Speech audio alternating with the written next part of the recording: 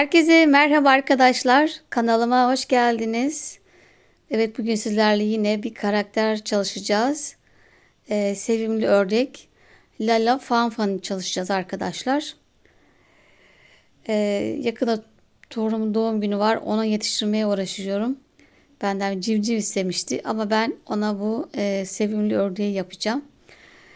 Bunun için sarı kullanıyorum. İsteyenler beyaz da yapabilir. Beden için Knit Me Hello kadife kullanıyorum. 100 gram, 120 metre. Renk kodum da 916. Buna benzer daha yakın, daha tatlı sarılar yapabilirsiniz. Ben elimde olanı yapıyorum şu an. Kıyafetini de yine Knit Me Hello'nun pudra pembesi. Bunun renk kodunu 946, üstüne renk silmiş. 946 benimki.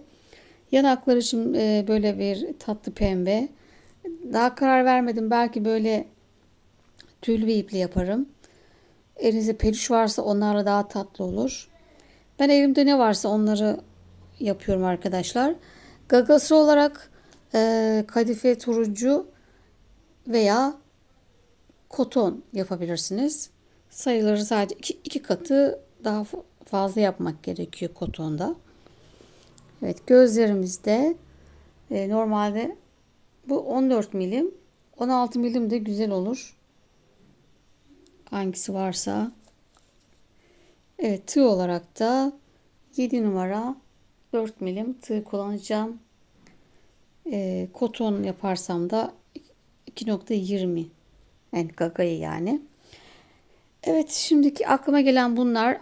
Ben zaten yine her zaman olduğu gibi videonun altına açıklama bölümüne ne kadar ip gittiğini her zaman yazıyorum. Çok miniklerde yazmaya gerek yok. Zaten çok az gidiyor. O yüzden hep soruyorsunuz ne kadar malzeme gitti diye veya kodları, hepsini videonun altında bulabilirsiniz. Hemen yapıma başlayalım. Evet, önce kollarımızdan başlıyoruz. Kolları hazır yapalım. Daha sonra gövdeye birleştireceğiz. Şöyle biraz uzun bırakalım çıkmasın diye. Bir tane sabitledim. Şimdi 2 zincir çekiyorum.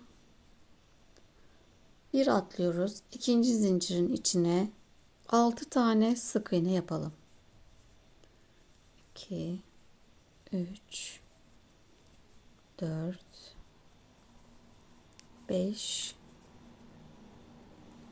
6. İlk ilmeğe batıyorum. İlmek kaydır. Bir zincir. Şimdi daha sonra döne döne öreceğiz.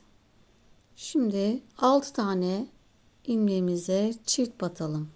İkinci sıraya geçtik. Her ilmeğe çift.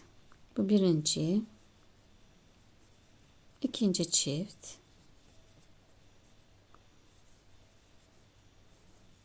Üçüncü. Dördüncü. Beşinci. Ve 6. Sayımız 12 oldu. Şimdi araya bir ip takalım. Şuradaki sizi yanıltmasın, buraya batmayın. Direkt şuradan devam edeceğiz. Buraya battığınızda sayı artıyor. Araya ipimi taktım. Üçüncü sıradayız. Bir tane tek, bir çift. Yani arttırdık. Bir tek, bir çift, bir tek, bir çift. Sıra sonuna kadar aynı şekilde tekrar yapıyoruz.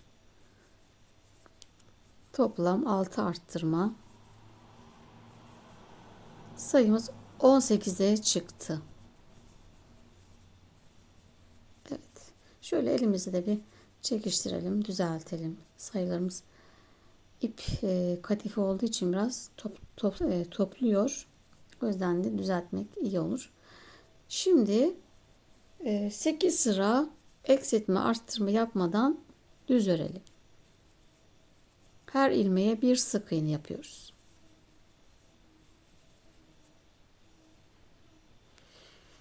Evet, 8 sıra düz örgümü tamamladım. İlmek kaydırarak bir zincir ipi koparıyoruz. Şimdi bundan 2 tane yapalım. Kolları 2 tane bu şekilde hazırlayıp kenara aldık. Hemen bacağa başlıyoruz. Bacakları da aynı şekilde yapalım. İpimizi sabitledik. 2 zincir, içine 6 tane sık iğne yapıp gelelim. Evet, ikinci sıradayız. Hepsine çift batıyoruz.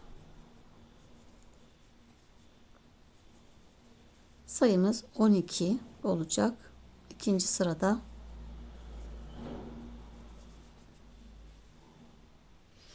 Evet, ikinci sıramızı da bitirdik. Üçüncü sıradayız. Şimdi 12 tane ilmeğin hepsine çift batıyoruz. Hiç atlamadan çift. Sıradakine çift. Sıradakine çift. Bu şekilde peş peşe 12 tane arttırmış oluyoruz. Sayımız 24 olacak. Üçüncü sıramızda. Daha sonra 8 sıra eksiltme arttırma yapmadan düz örelim.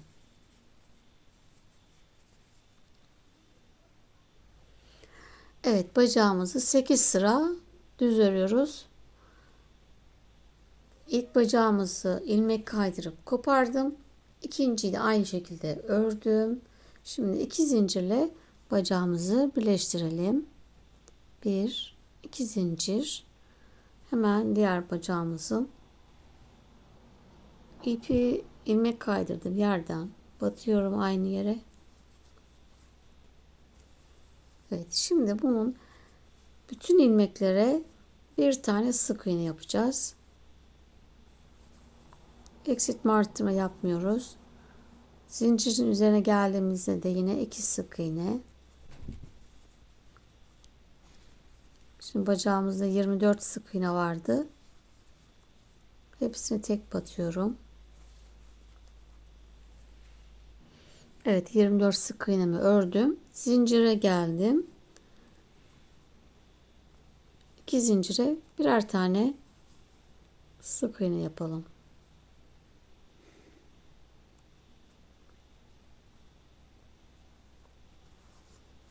Bu birinci zincir. Bu da ikinci zincir yaparken şurada delik olmasın diye dibine de batıyorum. Batıp çıktım. Hepsini bir kapatıyorum. Boşluğu doldurduk. Yani burada yine bir zincir yapmış olduk. Şimdi yine 24 sık iğne örelim. 1 2 3 4. Evet, 24 sık iğnemi ördüm. Şimdi zincirimizin bu tarafındaki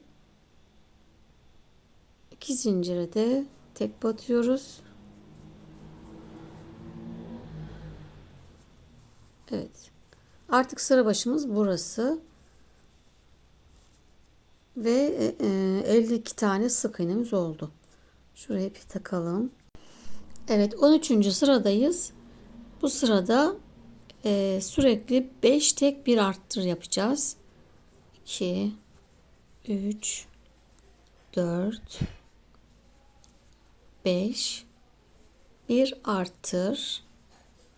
Tekrar 5 tek 1 2 3 4 5 bir arttır.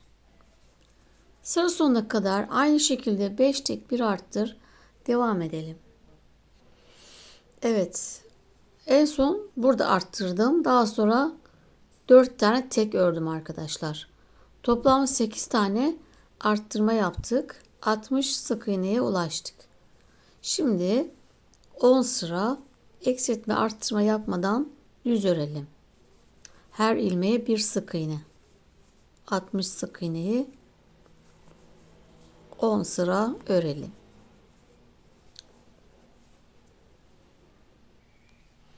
Evet, 10 sıra düz örgümüzü tamamladık. Şimdi 24. sıradayız. Azaltma yapacağız. 8 tane tek, bir azalt yapalım. 1 2 3 4 5 6 7 8. Bir azalt. Tekrar sıra sonuna kadar 8 tek bir azalt yapalım. Evet, sıra sonuna geldim. Toplam 6 tane azaltma yaptık. 54 sık iğneye düştük. Şimdi 25 ve 26. sıralarımızı eksiltme artırma yapmadan düz örelim. Evet, 27. sıradayız. Yine azaltıyoruz. 7 tane tek. Bir azaltalım. 3 4 5 6 7. Bir azalt. Tekrar 7 tek, bir azalt. 6 tekrar yapıyoruz. 6 azaltma. Sıra sonunda 48 sık iğneye ulaşacağız. Sonra bir sıra yine düz örelim. Evet, bir sıra düz ördüm. Şimdi biraz doldurma yapalım. Daha sonra devam edelim. Güzelce sıkı yapalım. Taş gibi de yapmıyoruz.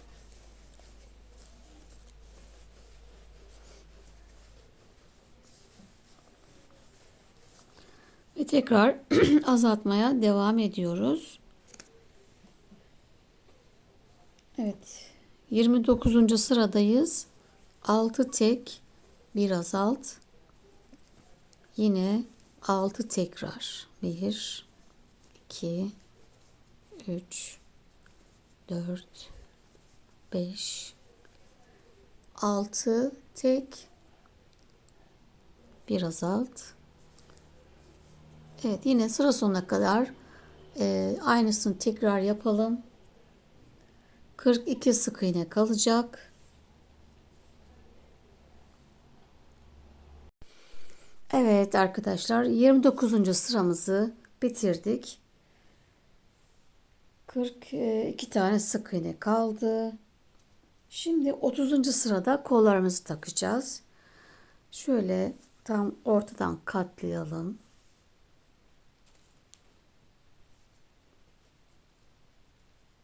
Ve tam ortasını buluyorum kolumun. Şöyle tam orta.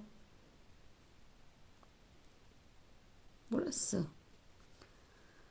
Ve kollarımızı 9 sık iğne ile birleştireceğiz. Burası tam orta. 4, 4, 8. Bu da 9 oluyor. Şimdi buradan 4 sayacağım. İşaretlediğim yerden sonra 1, 2, 3, 4. Sonra bu tarafa geri kalan düz öreceğiz. 1, 2, 3, 4, 5, 6, 7 tane tek batıp kolu takacağız.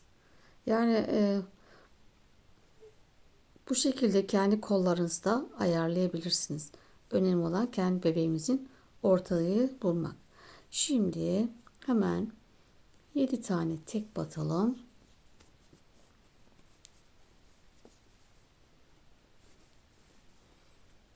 Bir, iki, üç, dört, beş, 6, 7. Evet, kolumuzu alalım. Şöyle.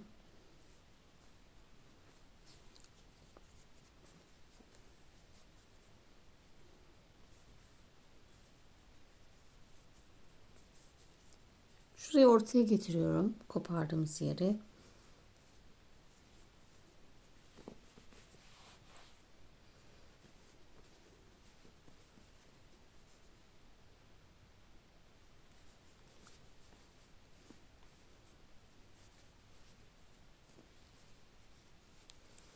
Bir, iki, iç kısımdan batıyoruz. 3,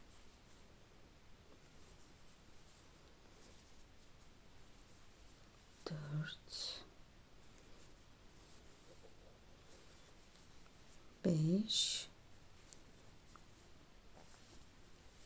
6, 7,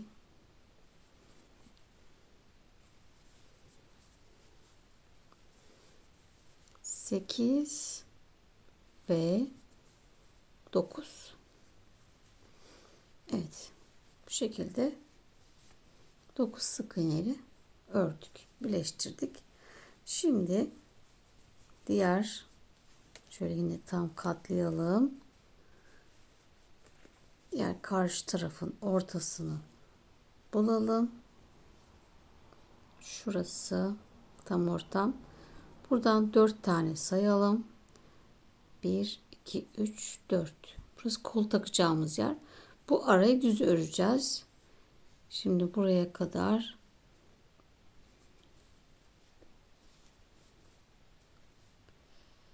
bir, iki, üç, dört, beş, altı, yedi, sekiz, dokuz, 10, 11, 12, 13, 13.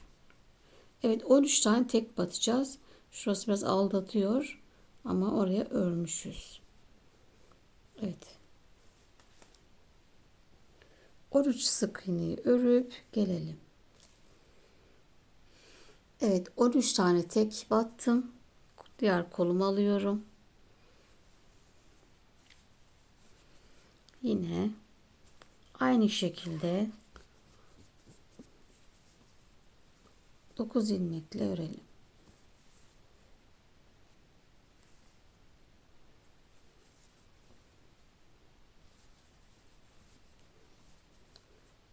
Bir, iki, üç,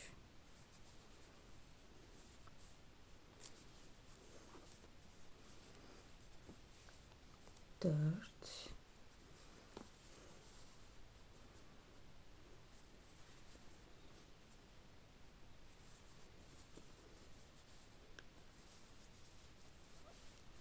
beş,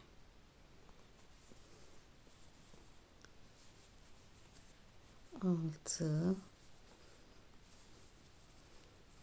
7,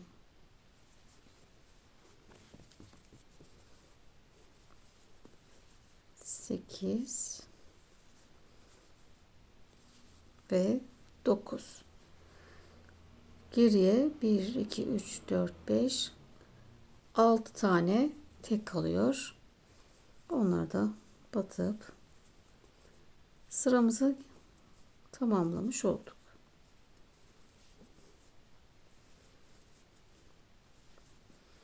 Evet. Kollarımızı taktık.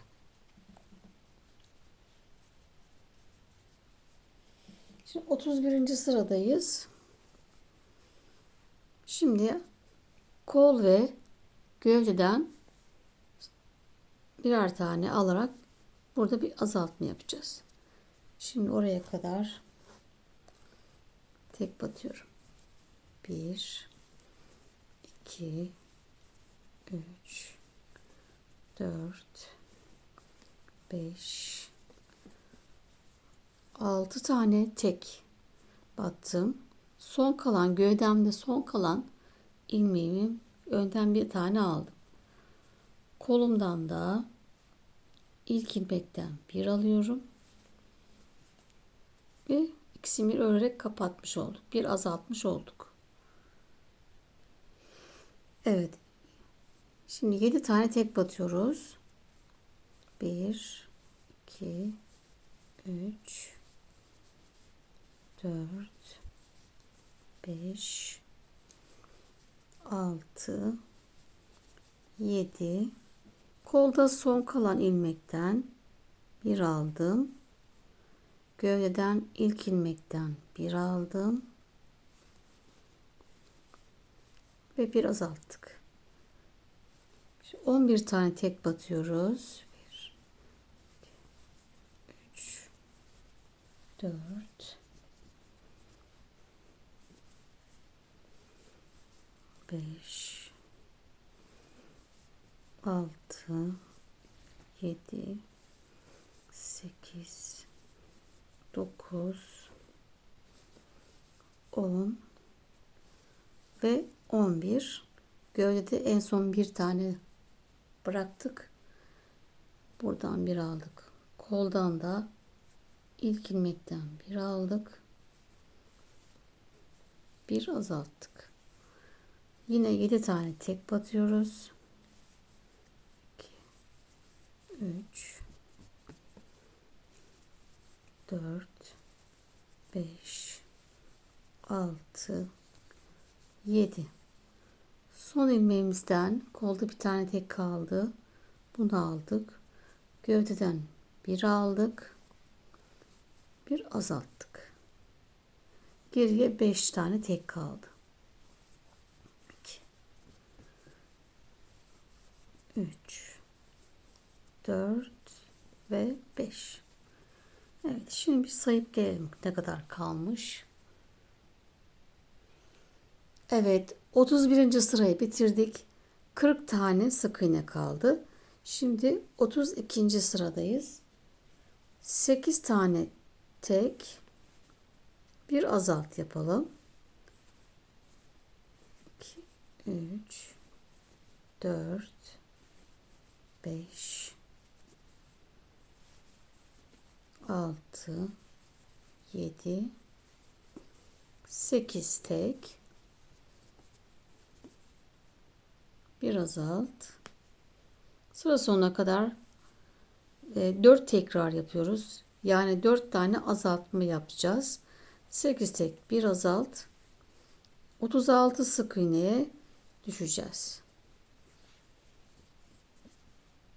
Daha sonra 2 sıra düz örüp gelelim. 33, 34. sıraları düz örüyoruz. Bu arada kolları da dolduralım.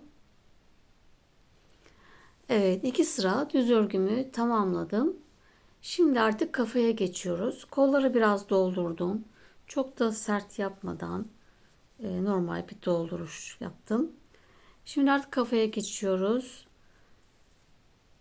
35. sıradayız ve 36 ilmeğimiz var ve hepsine çift batıyoruz. 36 tane arttırma yapıyoruz yani. Her ilmeğe 2 tane sık iğne yapalım. Kafamızı yapıyoruz demiştik. Sıra sonuna kadar hiç atlamadan çift batalım.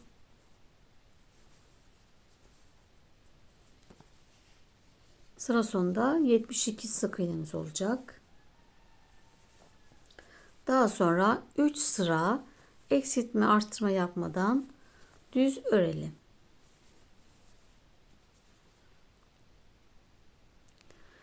Evet, 39. sıradayız ve 6 tane arttırma yapıyoruz. 11 tane tek batalım. 2 3 4 5 6 7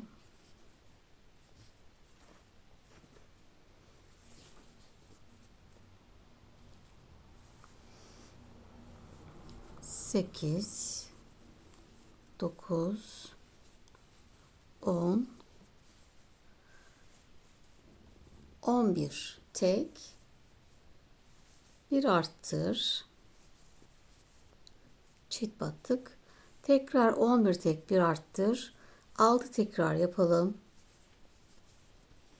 Sıra sonunda 78 sık iğneye ulaşacağız.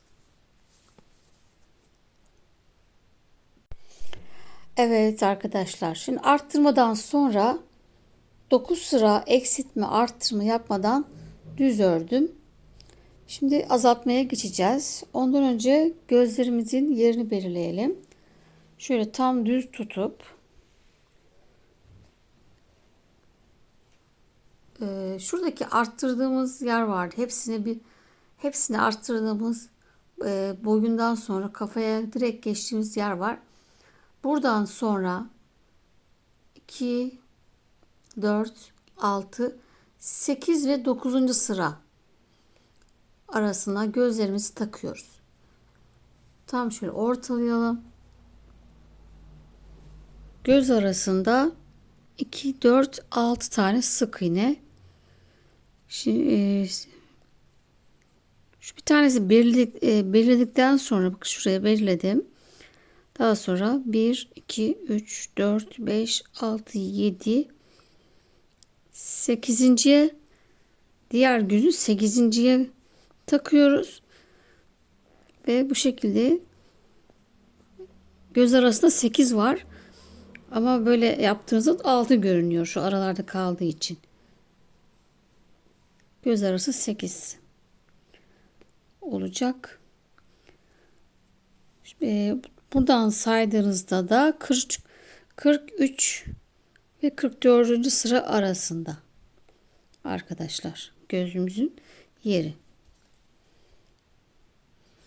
Evet, gözleri taktık ve arkalarında yine mühürleme yapalım. Biraz eritiyoruz. Sonra biraz yine bekletiyoruz. Hemen bastırmayalım. Daha sonra yavaşça şöyle yayalım.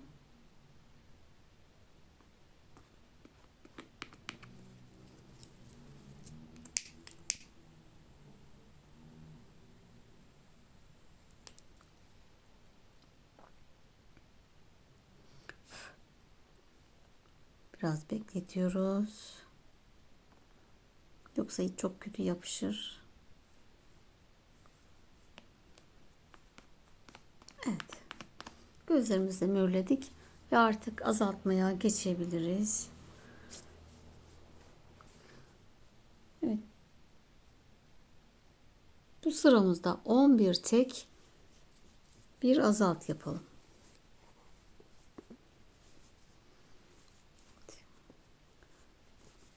Sıra sonuna kadar 11 tek, bir azalt. 6 tane yine tekrar yapıyoruz. 6 azaltma yapıyoruz.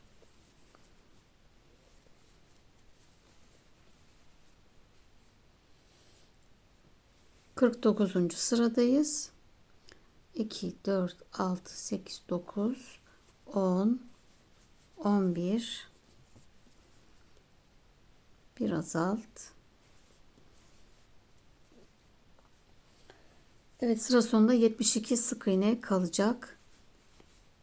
Daha sonra 3 sıra eksiltme arttırma yapmadan düz örelim. Evet, 3 sıra düz örgümü tamamladım. Şimdi 53. sıradayız. Ve bundan sonra hep azaltma yapacağız. 10 tek, bir azaltı yapıyorum. Daha sonra 9 tek, 8 tek, 6, 7 tek diye devam edeceğiz. Sürekli her sıra azaltacağız. Kafamız bitene kadar. 2, 4, 5, 6, 7, 8, 9, 10 tek, bir azaltıyorum.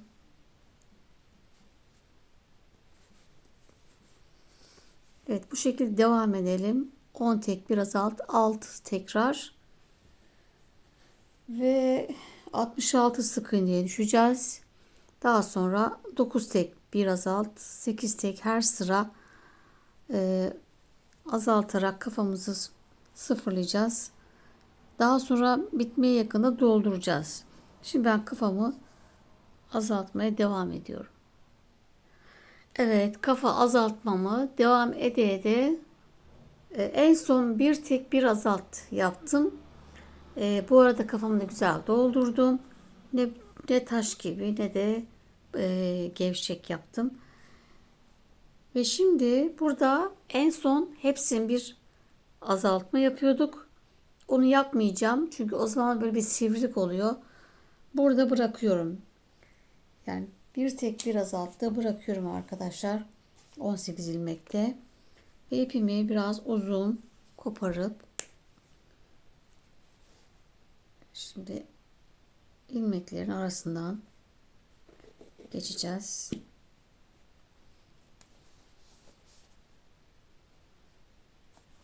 Her ilmeğin arasından tek kattan geçiyorum.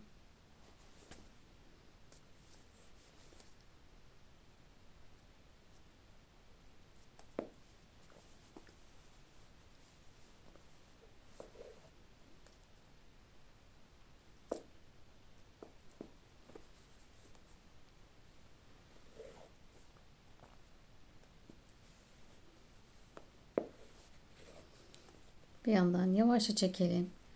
Kopar yoksa yavaşça yapalım bunu. Evet, ortadaki delik kapanana kadar hep ilmeklerin arasından geçiyorum. İp çok hassas olduğu için de çekme yapmayı bıraktım. Koton gibi değil çünkü.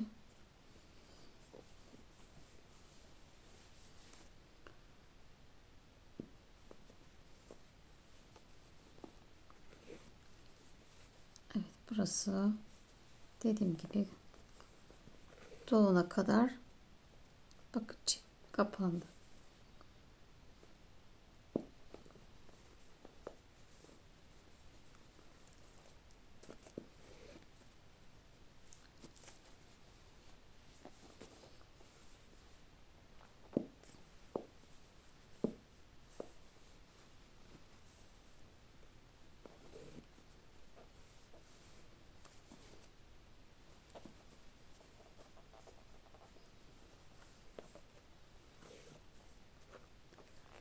Evet.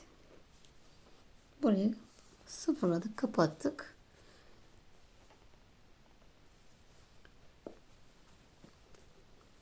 Şurada bir zincir çekip ipi içeriye çekelim. Veya bir iğne yardımıyla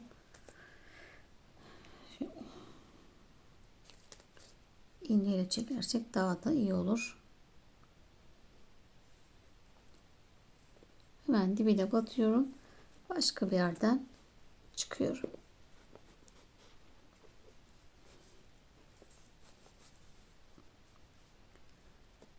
Buradan da yine aşağıya gidiyorum. Çünkü bunlar çıkabilir zamanla.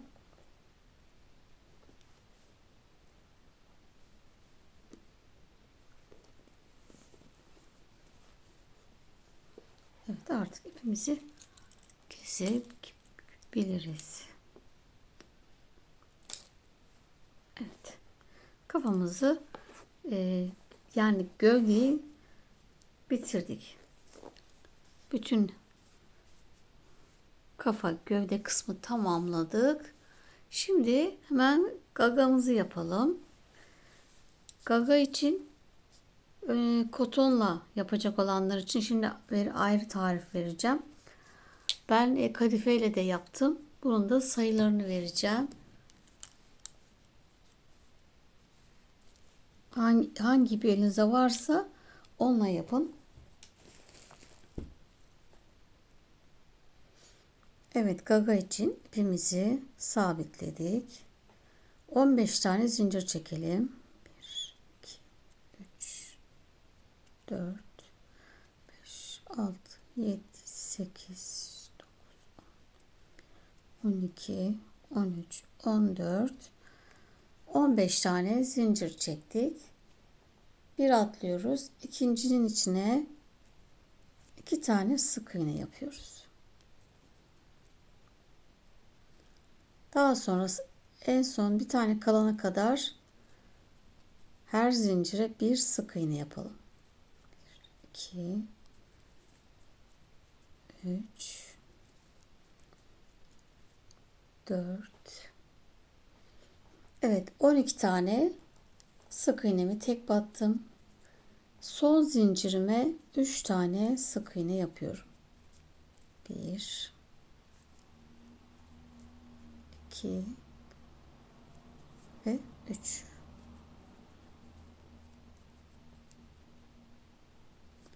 Şimdi şu ipi de arada örelim. Şimdi zincirin bu tarafına da her ilmeğe bir sık iğne, 12 tane sık iğne yapalım.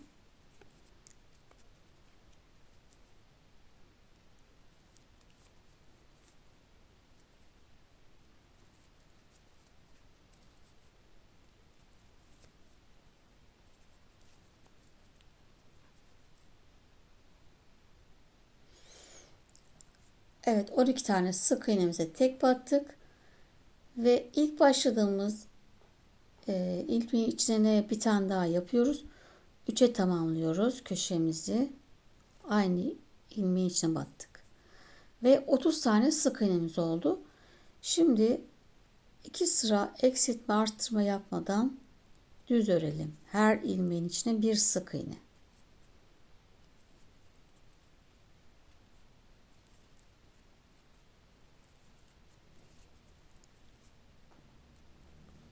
Evet, böyle devam edelim. Evet, 2 sıra düz ördüm arkadaşlar. Yani 3 sıra örmüş olduk. Toplam 3 sıra.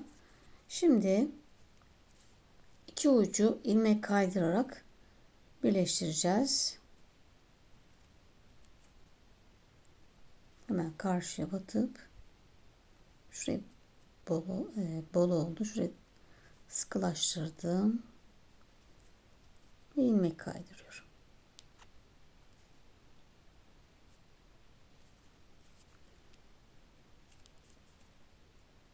Evet, burayı da kapatıp gelelim.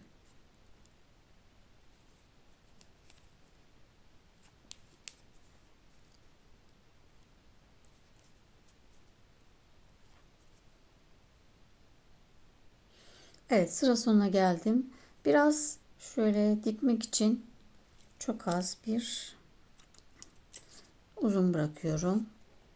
Diğer parçayı çünkü böyle dikeceğiz. Şimdi hemen alt parçayı yapıyoruz. 10 tane zincir çekelim. Aynı işlemi yapacağız arkadaşlar. Onda 10 zincir, yine köşeleri 3 tane arttırma yapacağız. Evet, ikinci parçamızda aynı gidişatla ördük. Şimdi bir büyük parçada ipimizi uzun bırakmıştık. Şimdi iki parçayı dikeceğiz. Gagayı şu şekilde.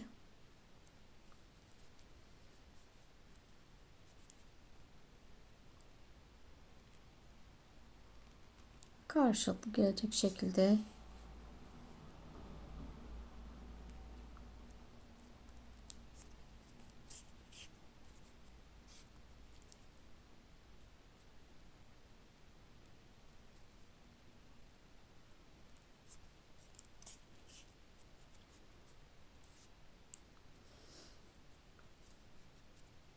şimdi aynısını diğer tarafa yapıyoruz.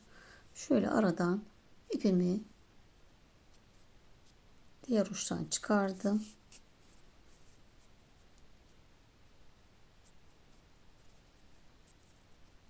Burayı da dikelim.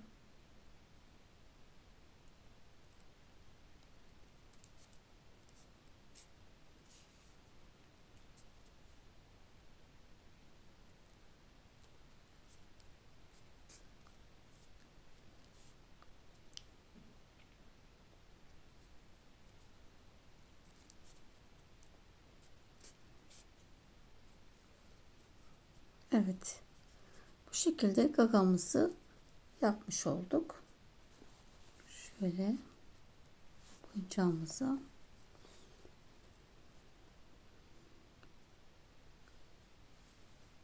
İpimizi keşke daha uzun yapsaydık. Böyle dikerdik. Şimdi ben kadife olanı dikeceğim arkadaşlar. Bunu size göstereyim istedim. Herkesin hani kadifesi olmayabilir. Şöyle düğüm atalım.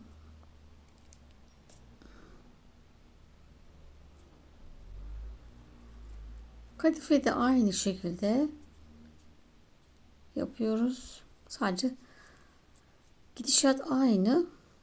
Sayısı farklı. Bir de orada burada 3 sıra yaptık. Orada 2 sıra. İp kalın olduğu için daha az gerekiyor. Neyse. Şurada şey yapalım. Şimdi kadife olarak da üst parçayı 10 zincir çektim. Yine köşelerde 3'er tane arttırma yaptım. Ortada 7 tane sık iğne. Daha sonra evet 2 sıra düz ördüm. Yani yine 3 örmüşüm.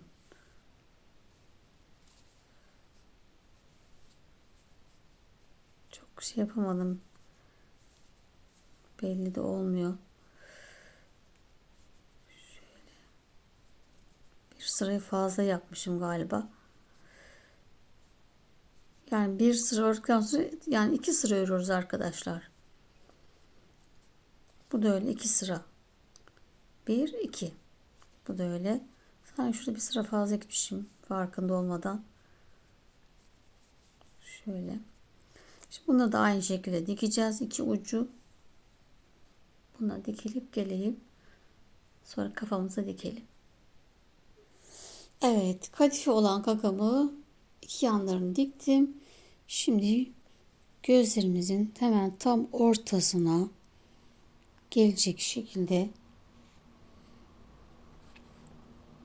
dikiyoruz. Şöyle uzun iğnelerimle sabitledim.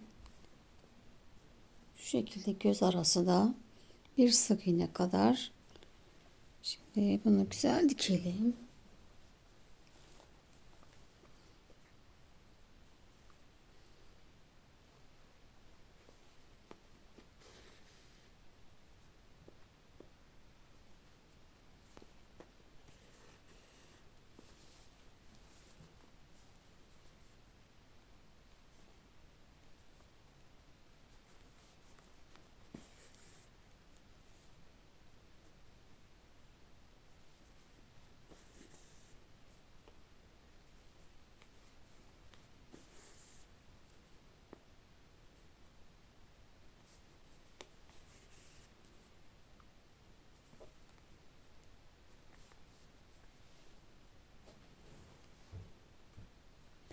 Evet arkadaşlar kakamızı da bu şekilde bitirdim. Şimdi yanaklarımızın da sayısını vereceğim. Çünkü başlangıç şekilleri hep aynı. Ben bu kuzu ipiyle yaptım.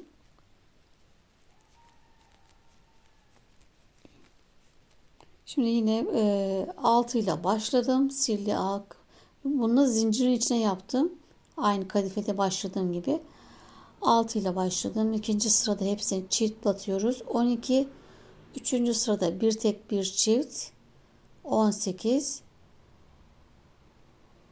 Dördüncü sırada iki tek bir çift.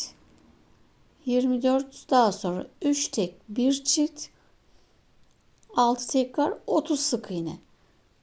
Yani en son 3 tek bir çift, 3 tek bir çift yaptım. Eğer ipiniz ince ise bir sıra daha yapabilirsiniz. Şöyle yanaklarınızın önemli olan yanağın böyle büyük durması. Küçük olursa dediğim gibi arttırabilirsiniz. Bunları da böyle iki tarafa dikiyoruz aynı şekilde. Ve artık gövdeyi tamamlamış olduk. Burada videomuzu bitiriyoruz. Bir dahaki bölümde kazağını, bandanasını, çantasını öreceğiz. O zamana kadar görüşmek üzere. Hoşça kalın.